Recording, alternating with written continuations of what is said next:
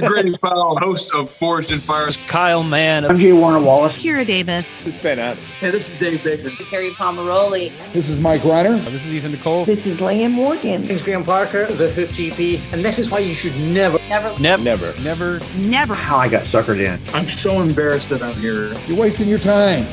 You got better things to do. Never listen. Those darling, yummy Reverend and the Reprobate.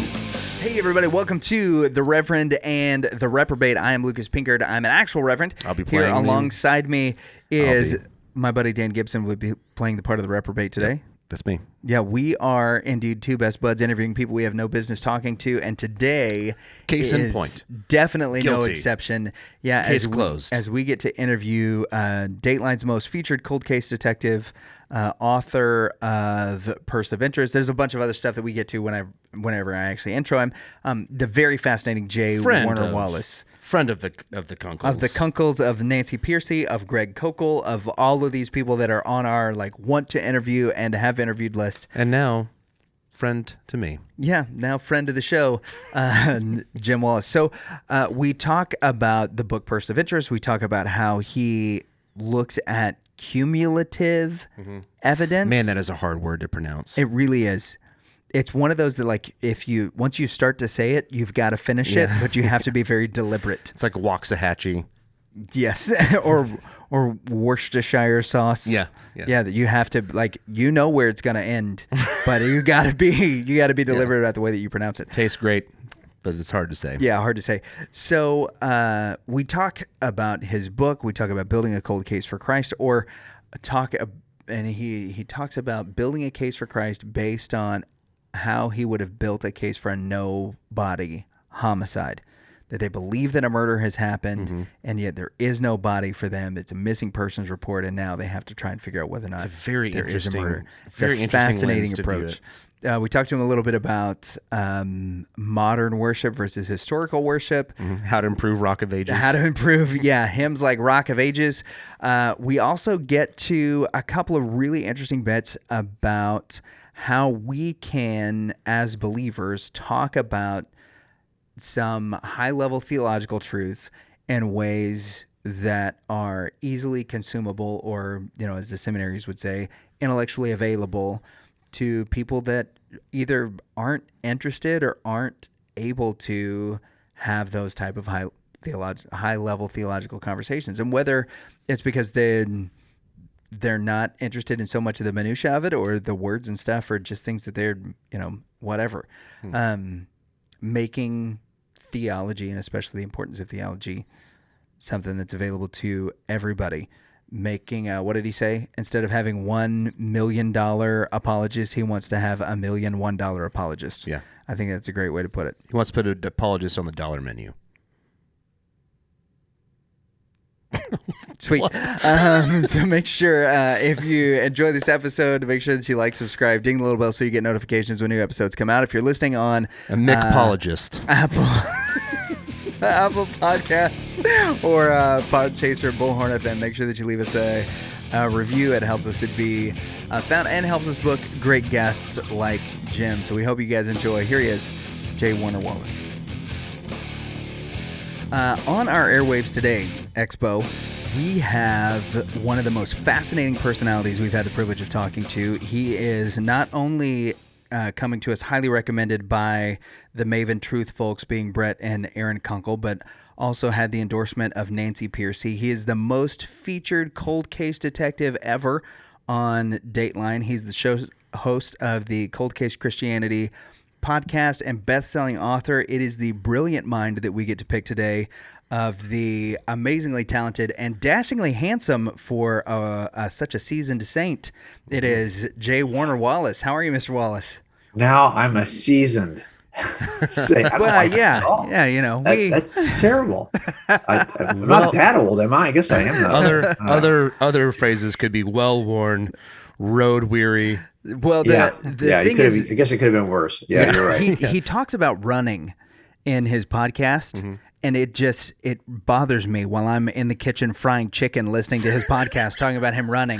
It just makes me feel fat. So I do not want to run. Okay, it's just, my bride is the one who gets me out there, so it's not my choice. Okay, good for just her. so you know. Yeah, well done. Well, there's a ton of questions that we could ask you about. Your career is one that has been just utterly fascinating to me from really since I became aware of you. Through Nancy Piercy, and then as we've grown to look more not just at your apologetics work, but also the stuff that you did with Dateline. You're a very accomplished cold case detective, but let's talk about person of interest. I've watched maybe a half dozen talks that you've done on this particular book and how it impacted your Christianity, your walk with faith. You do a phenomenal job of explaining why Christ is such an important figure in history. What made you want to write a book based on the historical impact of Jesus Christ versus some other area?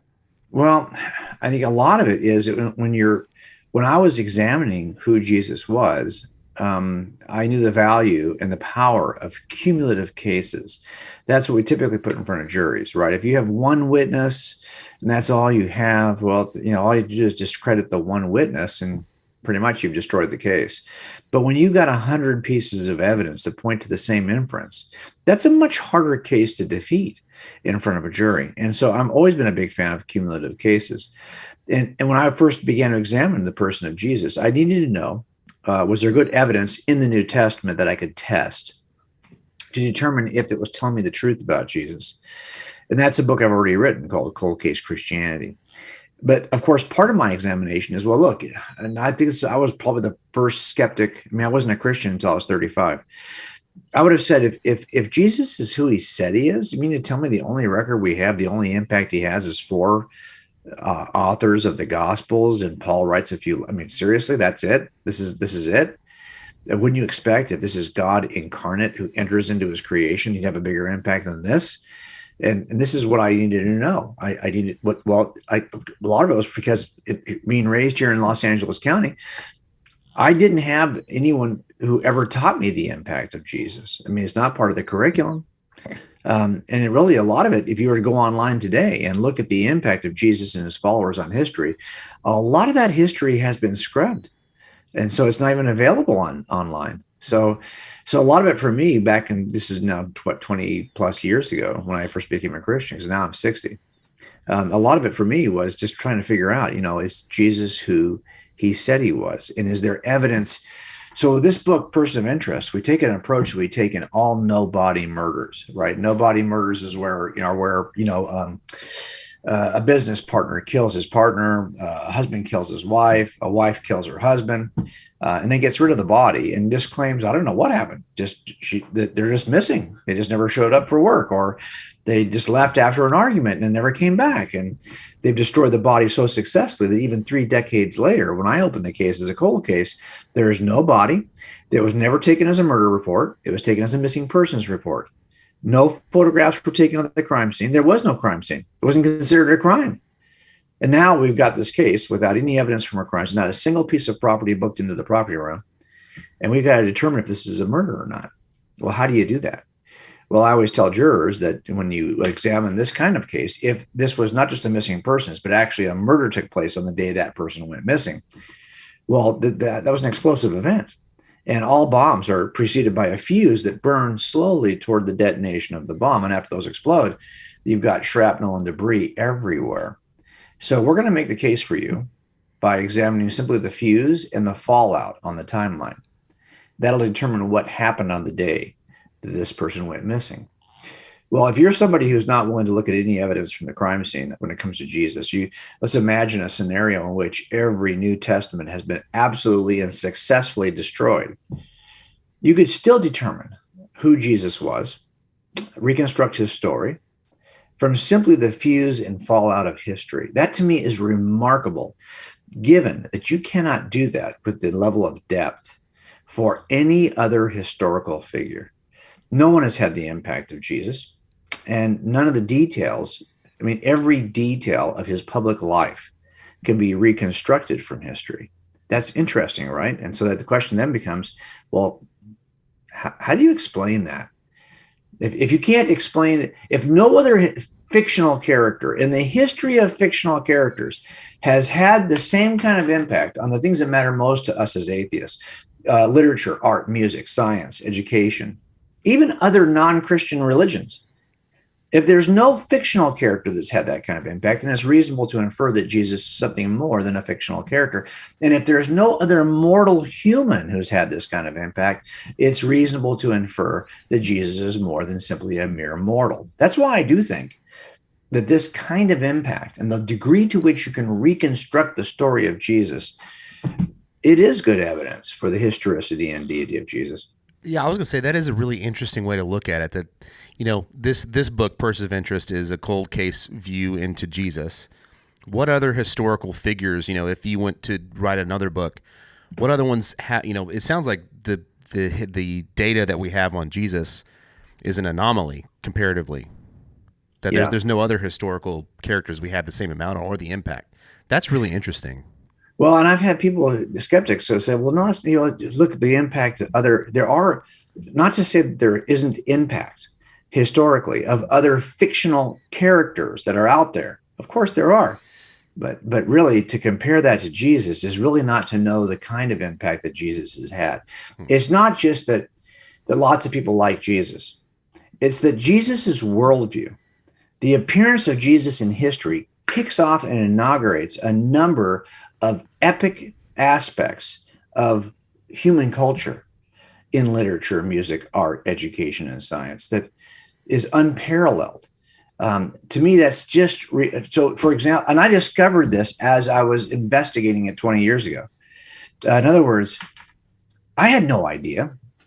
But if you just do the simple thing of examining, for example, the history of science. Now, this is how I approach every one of these. Remember, when you're doing fuse and fallout, what you're really doing is examining timelines. It's all about timelines. And when I first told Zondervan, the publisher of this book, that I was going to be doing a book on Jesus that was based on timelines, they had no idea what I was up to and didn't really care. But for the most part, what we're doing here is looking at timelines. And so I first start off by looking, science. What's the timeline of science? How does science begin? When it first begins, it's really called natural philosophy. It is not as though we had an empirical, observable, confirmable scientific process in the beginning. We didn't have microscopes and telescopes and all the things that we use today to confirm our theories. Instead, it was called natural philosophy because people held philosophies about nature without being able to confirm them empirically. But interesting, if you look at that history, you will see that for the most part, it stagnates. It stays pretty neutral. There are people who are involved in the natural realm of natural philosophy until Jesus appears in history. And then you have this explosion of activity. Now, that might be a coincidence, or it might be that there's some way in which Jesus is a catalyst. And that's what I needed to know as an investigator of Jesus. I'm completely fascinated by the way that you approach everything in this book, because you set it up in such a way that we are invested in two stories at the same time. Well, and almost three, because we're invested in the research that you're doing about Christ. We're also, and this is kind of the third story, is that we're invested in your own spiritual journey as you're discovering whether or not Jesus is this person of interest that you're looking for. But we're really invested at the beginning of each chapter and in the introduction to the book, in this case about Tammy and Steve Hayes. Now, I don't know if those are their real names or not, but you do a wonderful job of explaining why each piece of this evidence is so important and how you would construct this murder for the jury. And in the beginnings of the chapters, you're often doing that, and then showing us how that evidence, being it circumstantial and cumulative, is important to our faith. Why do you think it is that so many people have never thought about Christ or apologetics really in this way? I don't really know. And I'll tell you why I say I don't know. I teach a class called Cold Case Christianity at Biola and at Southern Evangelical Seminary.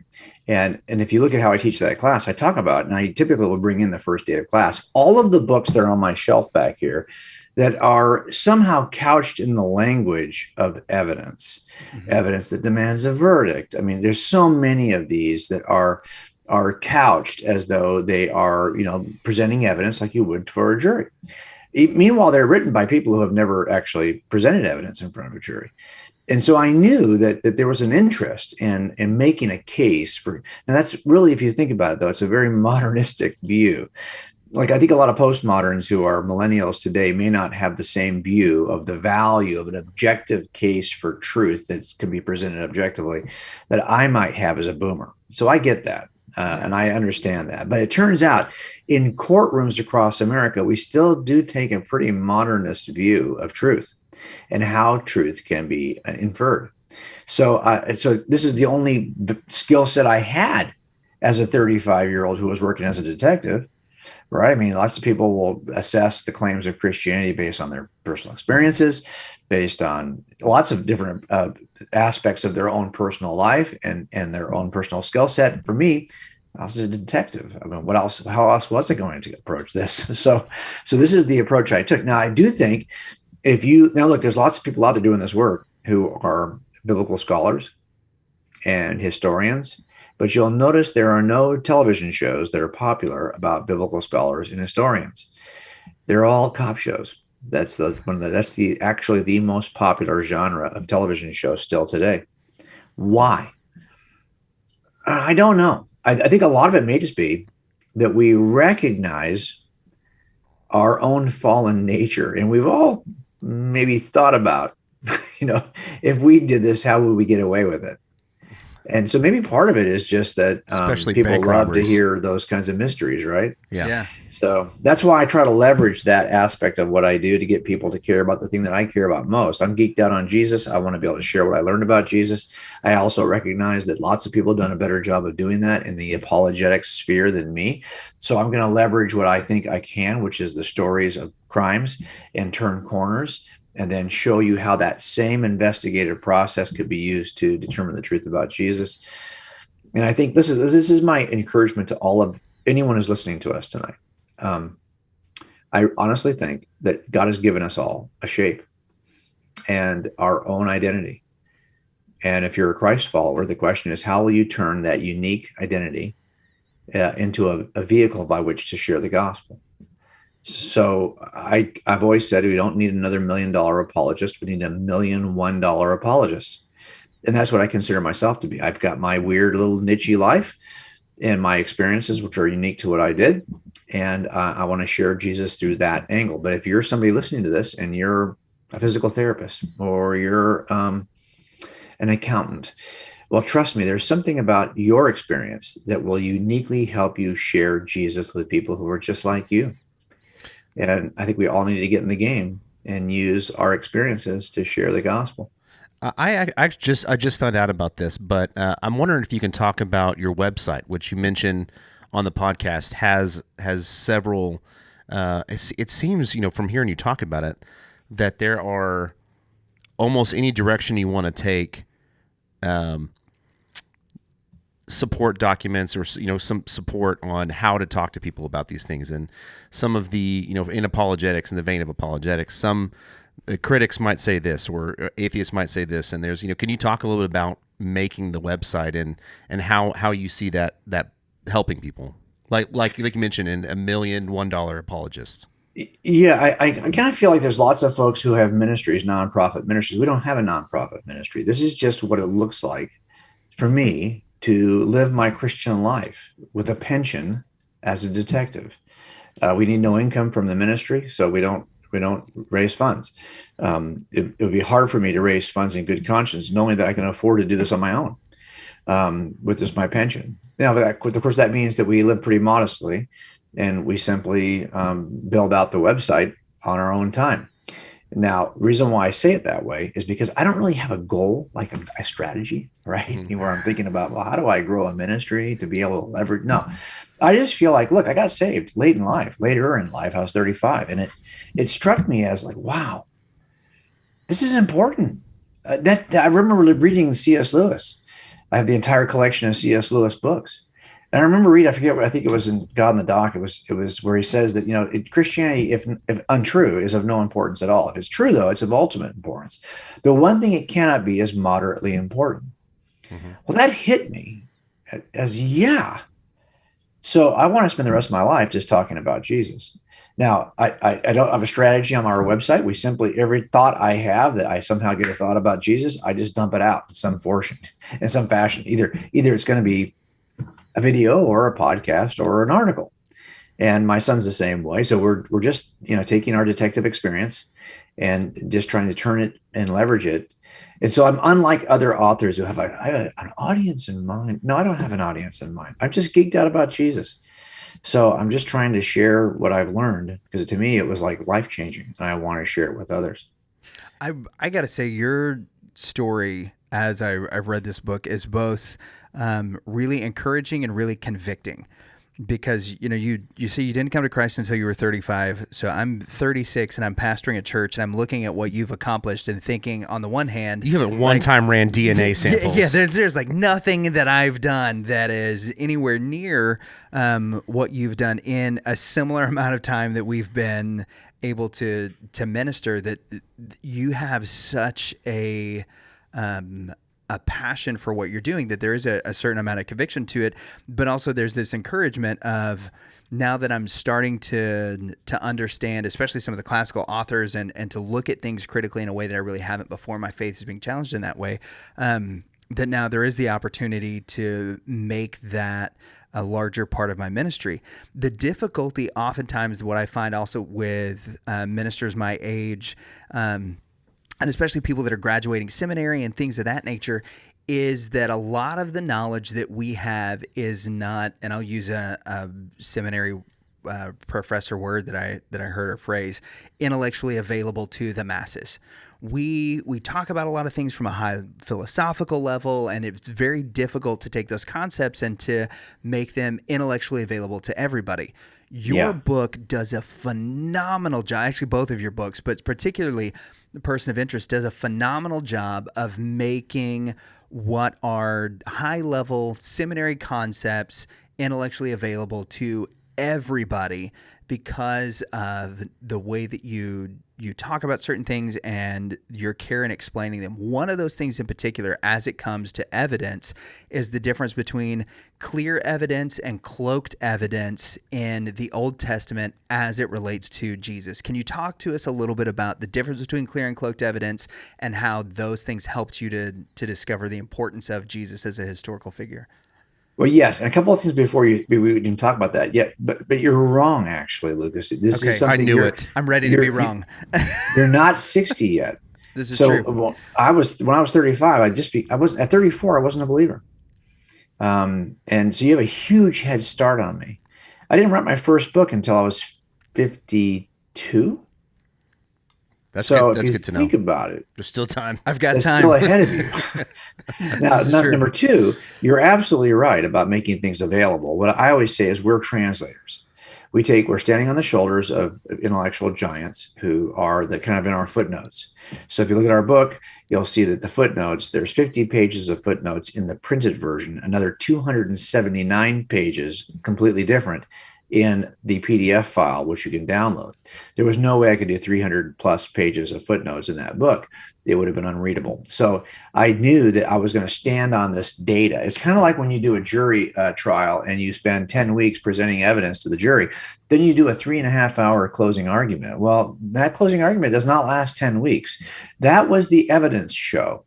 That lasted 10 weeks. But now we got to summarize. So your footnotes are kind of like the evidence show. And your book proper is kind of like your closing argument. And so you're standing on the evidence, but you're trying to throw it in a way a jury can catch it. And we're translating. And I think it's an important skill set. And so one of the reasons why I talk about that is because when we're talking about prophecies in the Old Testament predicting the coming Messiah. I was never impressed by speakers. And I mentioned one in the book, a speaker who came to the church I was just starting to attend, and he mentioned something about 300 plus prophecies. But when he would cite these prophecies, all supposedly pointing to the Messiah, I read them and I was like, I'm not convinced that the first readers of these Jewish prophecies ever even considered some of these to be messianic. Some of these just sound like it's David talking about David. Like, I don't even know why you would. As a matter of fact, a lot of modern Jews, if you go on the websites in which Jews are talking about, Jewish people are talking about the prophecies, they don't consider a lot of those prophecies to be messianic, or they don't consider them to be as directed as the Christian authors in the New Testament did. So I was underwhelmed by what I was seeing again, I'm dropping into the church as a 35-year-old who's completely unchurched, hearing all of this for the first time, not raised into the system, not as a wayward person. I'm in Los Angeles. It didn't even feel like it was a Christian culture that I was raised in. And I'm dropping in the church for the first time, and they're making these claims. And I'm like, what verse are you talking about? And I'm reading the verse. I'm going, that doesn't seem nearly as powerful as you're making it out to be. Well, that's because there's a difference between, I think if the speakers would have just made this distinction for me, I would have said, okay, now I'm with you. The distinction between clear and cloaked. There's some evidence in crime scenes like DNA, especially given the advances we're making in DNA evidence, the advances of databases, for example, from ancestry searches. We can now look at some DNA databases are so replete that we can find DNA at a crime scene and, for the most part, identify who our bad guy is before we ever knock on his door. We can identify from the onset, from clear evidence, who our suspect is. But there's other pieces of evidence in the crime scene which we're not even sure they belong to the crime. A torn piece of a shirt, or a scuff mark, or a button that's sitting in the crime scene. I'm not even sure if it belongs to the victim or the suspect. Maybe it doesn't belong to anybody. Maybe it's just an artifact that was in the scene before this thing even happened. It may not even be part of the crime. But if I go to that guy's door and I knock on the suspect's door and he happens to have a button missing from his shirt, or his shirt is torn, well, then I'm actually going to use that evidence because that's cloaked at the scene. I didn't even know if it was evidence, but now I recognize how important it is because it matches the suspect in hindsight. Clear describes a suspect from the onset. Cloaked describes the suspect or matches the suspect in hindsight. Well, prophecies are the same, fall into the same categories. There are some prophecies that clearly point to the coming Messiah, and there are some prophecies that in hindsight match what we know about the Messiah. And of course, we would not say, if we were at a crime scene, oh, you shouldn't collect that button. No, you collect the button. It has evidential value in trial. Same way that these prophecies do. But if you're going to pitch these to an unsuspecting audience like me, who doesn't know anything about prophecy, you better make that distinction. Because for me, it made the speaker sound as though he didn't know what he was talking about, or he was trying to pull the wool over my eyes. And so I needed to have that distinction so I could I could judge and kind of read these prophecies for myself. What kind of evidence would you not collect at a crime scene? Oh, no, there's nothing I would not collect. I always say this, everything is evidence. It's not just what I would collect. So I always tell people that what's at the scene, of course, I'm going to collect everything because everything is evidence. But what's not at the scene that I would expect to be at the scene is also evidence. What does he say? That's evidence. What should he have said but failed to say? That's evidence too. What did he do? That's evidence. What should he have done but failed to do? That's evidence too. Do you see how everything, both positive and negative, is evidence in a criminal trial? And so I collect everything. So that button's getting collected. The question is, did I just collect something that's going to be a liability? Because I can tell you, I've had cases, for example, where we collected a cigarette butt. It was pretty far from the murder scene. I probably, but I still would have collected it. But it had nothing to do with the murder. And of course, they're going to sample the DNA on that cigarette and make a claim that that's the real killer, who that DNA does not match your defendant. Well, yeah, because that turns out that cigarette was not even related to their crime. But now I have to spend some time trying to convince a jury that cigarette is not related. Why? Because I collected everything. So in the end, that can sometimes be a liability for you. That makes sense. One of the claims that you make in the book is, and I think it's about the first time that you went and visited particular church, and I will tell you this has had an impact on my preaching as of late, is that you were so intrigued by this pastor preaching the gospel as though it was true and believing that it was true. Where do you think that aspect is missing in modern Christianity? Well, so we've shifted, right? I mean, we've shifted really in this generation. Everything starts in the arts. So my background was in design and architecture before I became a police officer. And from 85 to 88, I was in grad school getting my master's degree in architecture, and I was working in an architectural firm in Santa Monica. And the prevailing artistic genre at the time, from 85 to 88, was something called Post-Modernism. And nobody had heard of this outside of the arts. Now, of course, we talk about it all the time as a philosophy that dominates our culture. Everything starts in the arts. That's why I always say that we cannot abandon our role as Christians in the arts, because those things are upstream of everything else. You think, oh, we can change the world politically? Are you crazy? Politics are so downstream of art, literature, music, education, that by the time you get to politics, it's already been decided a generation earlier in terms of what we were doing in terms of education, art, music, and literature. So we have to kind of stay involved in the arts, if you ask me, as a worldview. But in the end, by thinking with the arts, this idea of postmodernism, right now we are in a world in which, for the most part, truth is simply what you feel personally. Subjective truth claims make sense to a lot of young people, whereas objective truth claims that stand outside of my lived experience seem a bit archaic, even. Like boomers like me, we are always hung up on what's objectively true. But for the most part, young people are really concerned about how things make them feel personally, subjectively. You boomers and your truth. Yeah, I know. Yeah, you boomers and your objective truth. I get it, right? Now, what I love about the work I do is that even despite that the world is kind of moving toward a subjective, personalized view of truth, when you go to court, we're still making cases the old-fashioned way. Yeah, subjective truth or objective truth. Objective, yeah. We're presenting objective pieces of evidence, that objective reality. Whether you like this guy or don't like this guy, whether you like what he did or don't like what he did, whether you would have done it or not done it. The reality of it is this evidence is going to. We just saw this, for example, in Kenosha. Right, regardless what your political views may have been, they looked at the evidence and they made they were trying to determine what happened objectively, not based on what they like or dislike, but what really happened. And what does the law say? Now, I worry that we are moving toward a view of truth in which it's going to be harder and harder to impanel a jury that will look fairly, that won't just look at, well, how would I like this to turn out? Mm-hmm. But we'll look at, well, how should it turn out based on the evidence? I mean, isn't it something that they ask when they're working on impaneling a jury? I guess is the correct way to say it. Mm-hmm. They say, they ultimately ask questions of, are you going to listen to the facts, or right.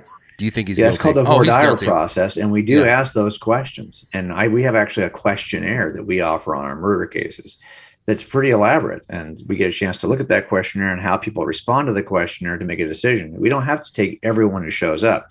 Each side is offered a number of exclusions where they can say, okay, we don't want that jury. Now, once that the number of exclusions are used up, they're stuck. But the reality of it is both sides exclude jurors that they don't think will be fair, that they think will side with the other side rather than and of course we're looking for people who agree with us, sadly. But the reality is we end up with a pretty neutral jury because each side is trying to knock off the people they think won't favor their position.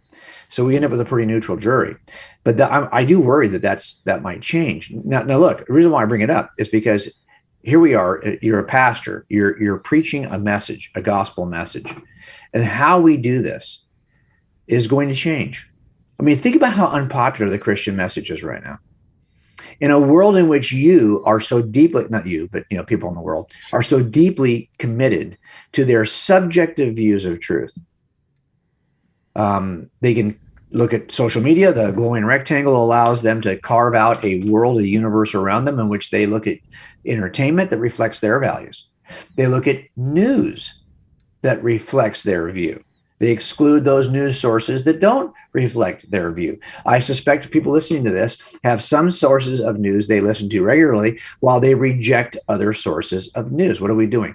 We're simply affirming our personal tastes, our personal likes and dislikes. In a world in which everyone's micro narrative is becoming the supreme way that we see the world, through our little lens, we've crafted the friends we like. We exclude the others. We're on social media. We vilify the other side. We're tribal on social media.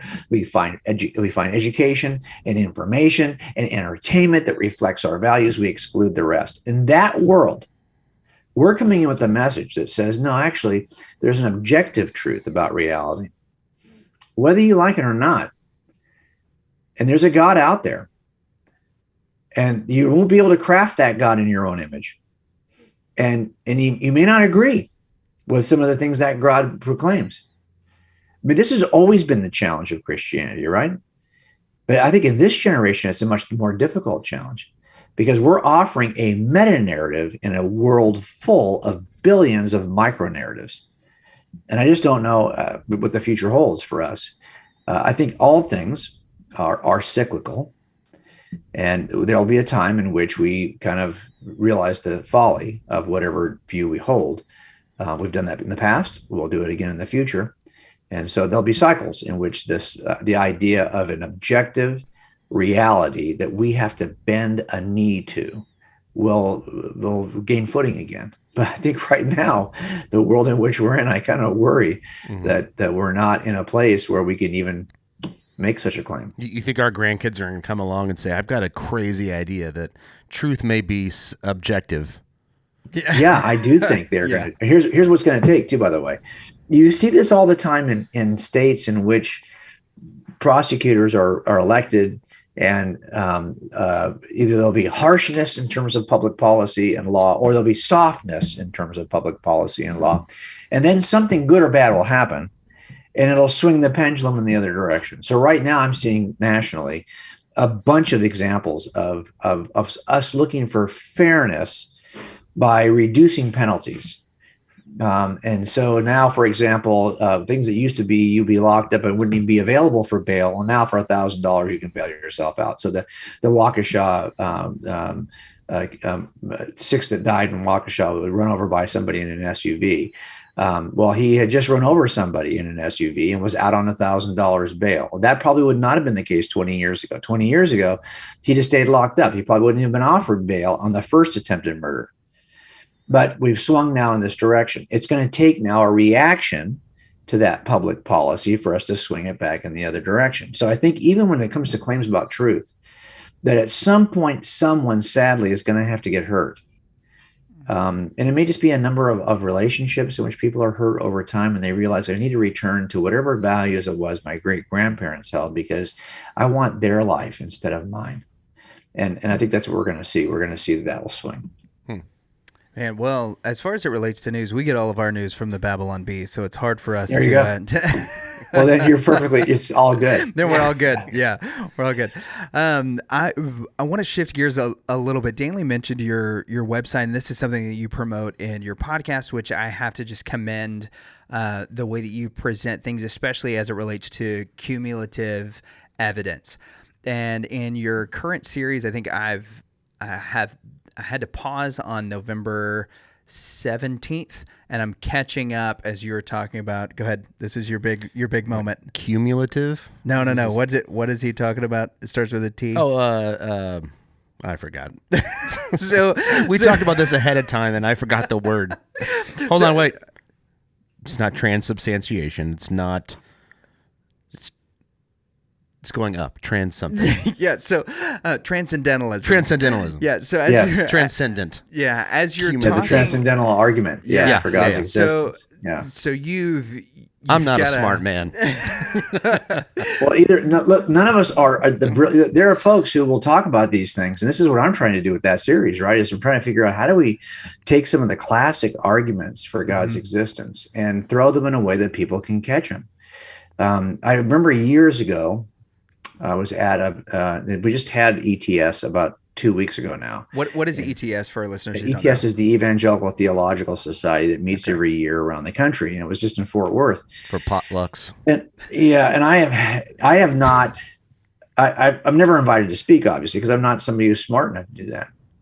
These are where people who come, theologians come writing papers, and they read their papers to audiences that politely ask questions, and it's an amazing time to learn from the best theological minds in the country. But I remember going to this years ago and thinking to myself, wow, how do I get like this audience is. There's a lot of folks who are listening in the audience who themselves are challenged at the level at which we're talking about theological concepts. How are we going to get a popular audience? How are we going to get the church to give a lick about the evidence, to give a lick about theology? You realize this as a church leader. I mean, I was a pastor for a number of years, and it used to strike me as amazing that I could not get church members to think deeply about the connectivity of theological concepts. If this claim is true theologically, that's a domino that's going to cause another domino to fall. Have we even thought about the kinds of dominoes that fall theologically, given our do we even think about these issues? I know people in the church, you do too, probably most people in the church.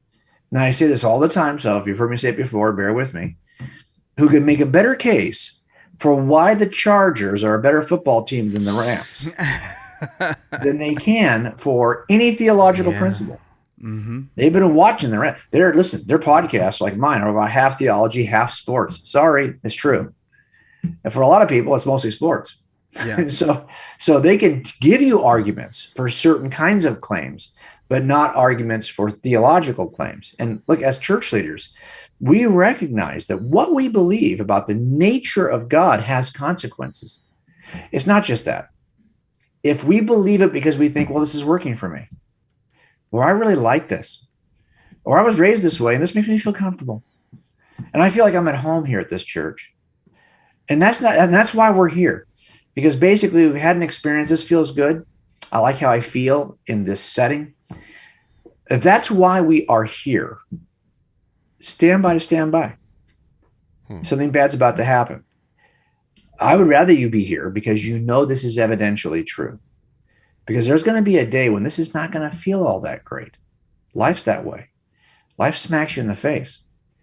And then when it does, you're far better off if you know this is true, even though today's a bad day. Then I've always been here because it makes me feel good. Because now it's not making me feel good. So I think that my duty as a leader is to help you recognize that this is grounded in something beyond your experience. It's grounded in something beyond your feelings. It's grounded in something that even on a bad day, God is still good. Not because something good happened today, but because we know this theologically based on certain evidences. So I don't say God is good because I'm having a good day. I say God is good because I have a theological foundation for which to make that claim. So in that vein, you do share obviously some wonderful evidentiary stuff through the book, but also in the podcast as you're building this cumulative case, you talk often how like one piece of the argument for God may just point to the fact that there is a creator, that it's not evidence that's necessary or necessarily specific to Christianity, but it builds part of the larger case. One of our theism. Theism. There you go. One of our people that's in our Facebook group, when we told them we were interviewing you, they asked us a question: how do you balance out the evidence of Christianity with the emotional pieces of Christianity? And they cited what Jesus said in the book of Mark, to love the Lord your God with all your heart, all your soul, all your mind, and all your strength. How do you keep a balance between leaning too heavy on the intellectual stuff to where a better argument would lead you astray that way, or too heavy on the emotional stuff where a better feeling leads you astray in that way? How do you strike that balance? Well, you're absolutely right about that. That's a hard balance to strike. And I'll just be honest with you. I'm lame at it. I think that people are either wired in one direction or another, right? We're wired in one way or the other. And I am wired more in a kind of a thoughtful, let's assemble the case, let's move forward based on the evidence kind of way. I get that. That's just how I'm wired. Now, I do struggle. And I often wish I wasn't wired this way. I mean, I wish I was more kind of emotive about it. And that I don't ever bask in a kind of an emotional experience of God. as much as I think about the nature of God and what that means for me today. And so that's just this is probably also true for people who are more emotionally based that have a struggle in the opposite direction. And I get that. I'm not suggesting that everyone needs to be like me. I want to be like other people. But what I have to do is kind of take the base nature of who I am, and I want to encourage some people who are maybe on the other side of that pendulum to swing towards center. I'm trying to come back towards center also, but it is a challenge.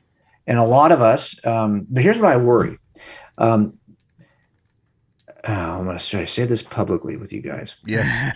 Have you guys been listening to the Rise and Fall of Mars Hill? Oh, yeah.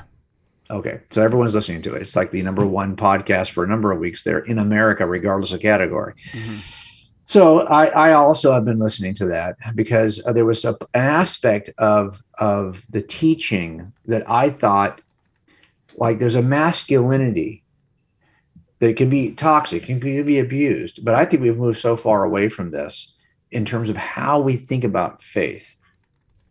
And I think the more the biblical masculinity is usually people like who want to prove it to me. Really? I don't believe you.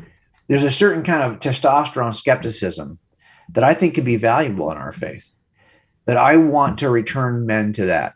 I want to help men to realize that part of our role is to know beyond the emotional side of who we are, because we're not as emotional as our wives. It's just the nature of who we are. We're not. I mean, I'm just going to tell you that. I've worked as a homicide detective.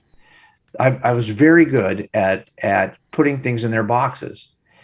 I could work the most horrific child murder, terrible crime, if it's not a murder, whatever it is. I could work that and go home that night and have dinner and play with the kids and not think about it at all. That's just the nature of who I am. I can compartmentalize garbage so that I am not affected by it in a half an hour on the drive home. That's just who I am as a guy. And I want that balance. I do not want it to be where it's all guys. I want to have both sides, but I do think we are different. I think we are wired differently. I think we have different kinds of chemicals coursing through our veins, and we together we bring a great balance to the church. My concern is that we've moved away from a very kind of more rational side of Christianity, so that our churches are so much more emotive. And if you doubt me on this, look at the worship songs we're singing. For the most part, the worship songs we're singing will give away the fact that we have moved away from hymns and thoughtful descriptions of theology toward just emotive descriptions of relationship. He's going to be unbearable. We just need to return the balance is all I'm saying. We have a role to play as men. And so for me, I recognize that I need to move back toward the center a little bit and not always be so rational and intellectual about my interaction with God.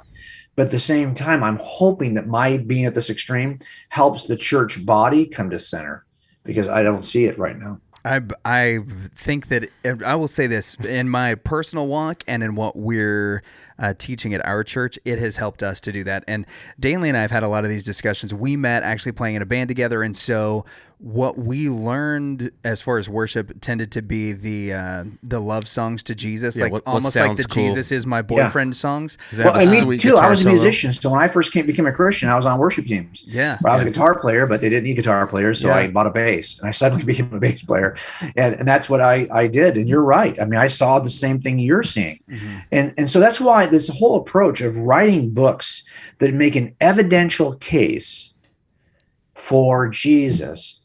I know it's niche. I know just from my social media. You know how you can go on your analytics for your social media and it'll tell you the breakdown of male, female? Well, on Instagram, my breakdown is like 87% men.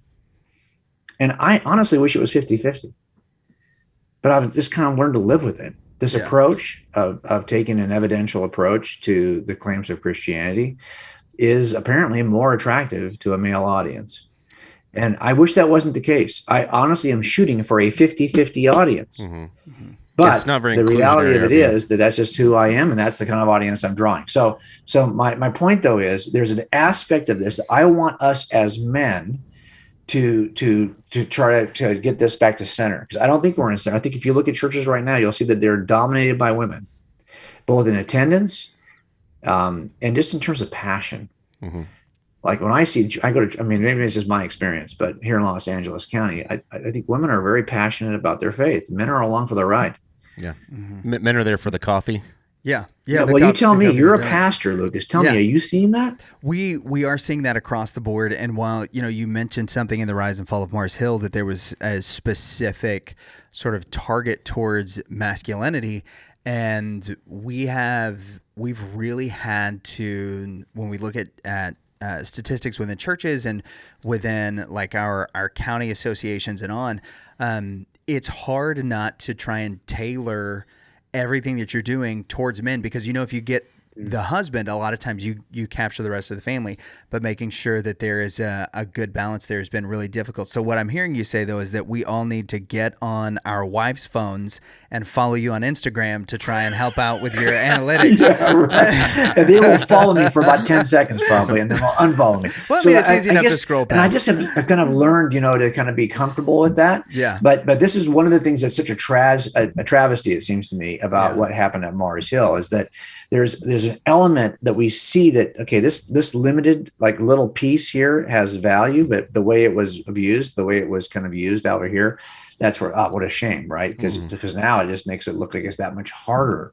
to be able to argue for what I would think is more of a biblical form of masculinity than it would have been before, right? Because we got to be careful about how we do it. But I do think in the end that if you look at that spectrum, heart, mind, soul, heart, that spectrum of where you are on and how you worship God, that we as men will need to pick up we need, especially if we need to convince young people, our young boys, to have a view that this is true.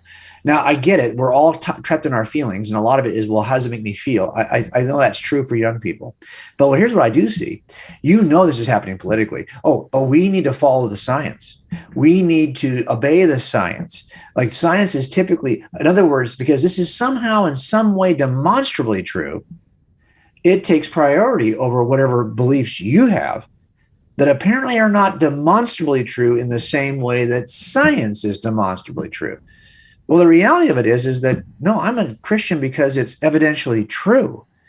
And I'm using the same approach you might use to make a case for any scientific claim. I'm making this to make a case for a historic claim, the resurrection of Jesus.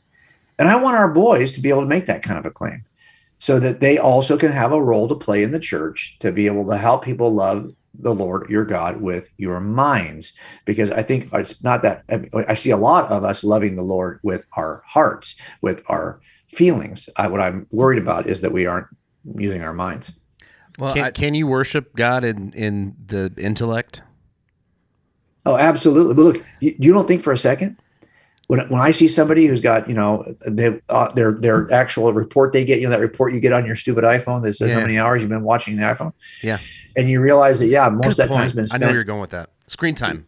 It's screen time. Yeah. And you've been watching sports and Instagram. I know what you worship. TikTok. You want me to know what you worship? Let me see where you're spending your time. Give me your calendar. I'll tell you what you worship. Give me your checkbook. Who has that? Give me your ATM card. I'll tell you what you worship. Right? Yeah. So in the end, it does come down to that we're all worshiping something.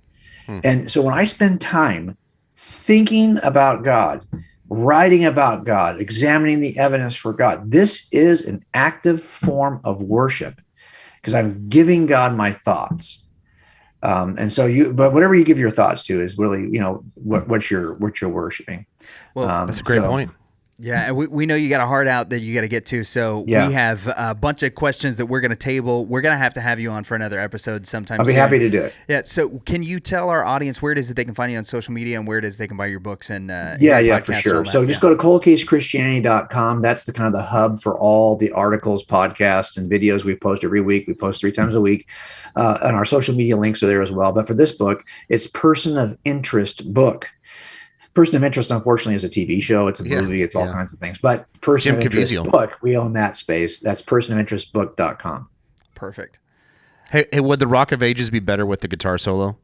Of course. Okay, everything's better with a guitar solo. That's all I want to know. It's like cowbell. Look, I'm just fine. Keep on, you bang it out. Yeah, look, I love the hymns, but it needs more guitar solos. It needs more guitar solos. All right, well, everything needs more guitar. And it needs to be like a Neal Schon kind of like Journey guitar solo. Yeah. Melodic rock. I'm with you. Right? Yeah. A nice maybe melody. Carlos Santana could do it. Yeah. But Neal would be my first choice. You had me at Neal Schon. Yeah. As long as you He's didn't my play it first with choice. Neal Schon's attitude. Yeah. I would just keep rolling. J freaking Warner Wallace. Did we put it? Yeah, it had to be the right spot. Jimmy Wallace. Jimmy Wallace. Jim. I think Jimmy Wallace is Rusty Wallace's younger brother. Jimmy Wallace, Prince of the Honda. King of the apologetics. Yeah. That's a local. Okay, so reference that I'm sorry. there's to people. so much in that interview. There's a lot. That needs to be I wanted to ask unpacked. follow-up questions to everything he said. Absolutely, and we only had him for an hour. We didn't so get to any of the cold case stuff, like solving actual murders. We didn't get to the cold case stuff. We didn't get to any of our controlled routiness stuff. For those of you who were looking forward to what we were going to ask him, I snuck a few questions. yeah, in we real did. Quick. We did get some questions that were in there that are going to make the cut. But there's so many things that we weren't able to get in because we did have just a limited time with busy him. Man. But also because we could have just sat there and not even talked to him, listened to him talk. What he so long. What he was talking about was very interesting. I didn't want to say, "Hold on, okay, we're done with that. Let's talk guitars." Yeah, excuse me. I'd like to interject some jokes here. yeah. What he was saying, I really appreciated because I struggle with the viewing the faith through an emotional or an intellectual lens. There's a lot of emotional content. I don't know if I'm describing this correctly, but there's a lot of emotional content that I see, and it just doesn't strike a chord with me. Right. You know, the everything is going to be be okay. Everything's going to be fine because God's in control. And when the truth is, there's a lot of crappy stuff that happens all the time, which is what he said. You know, life smacks you in the face. Yeah. And I would rather have a foundation of belief and faith over, you know, hoping in some wading into dangerous territory, but that God's going to give, you know, you're going to get everything that you want and you're going to have tons of money. And because you are, you know, the prosperity gospel stuff is kind of what I'm talking about. And there is, you know, he talked about how difficult it can be for some people to strike that balance. But even if it's not completely, which is why I asked him about praising or worshiping and the intellect. Yeah, but even if it's not one of those things where the scales are completely even, as long as there are pieces of each of those things on the scales, like we each have a wiring or a bend or whatever you want to call it towards a specific kind of thing, whether it's emotions, whether it's mental, whether it's more spiritual or whether it's physical work, you know, those four pieces that Christ himself talks about in the book of Mark. No matter what those bends that we have are, or those, you know, specific areas where we're really good, talented, interested, whatever that is, if we're void of the other pieces, then we find ourselves in a world of trouble. And there's a lot of apologists who have talked about how, you know, if our faith is purely intellectual, then somebody that comes along with a better argument is going to challenge our faith or possibly talk us out of faith. If our faith is purely emotional, then whoever has the better feeling is going to come and go. And we've seen those things happen, and to hear him talk about how, yes, he's very geared intellectually, he can worship intellectually, but also that emotional piece is definitely there.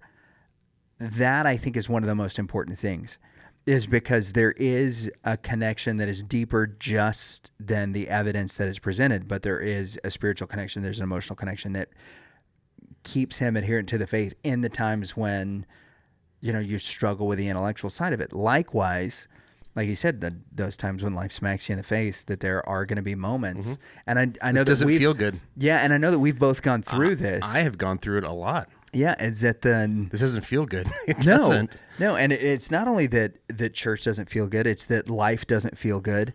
On top of that, there is a certain amount of all of this that doesn't feel good whenever you're going through trials and struggles and your church family, let's say, is unsupportive. Your friends that are Christians seem to be turning their backs on you. And, you know, you can have the grace that they're all people just the same, which is true, right? That even Christians have faults. Like, that's why we go to church. That's why we continue to study God's word. That's why we pray and we lift each other up, is to help one another stay on these, you know, on the path of righteousness, as it talks about in Scripture. But when you've been hurt by the church, it's that much harder now to look at all of this and say, well, is any of it true? Because this one person lied to me, and some of my faith was tied up in that relationship.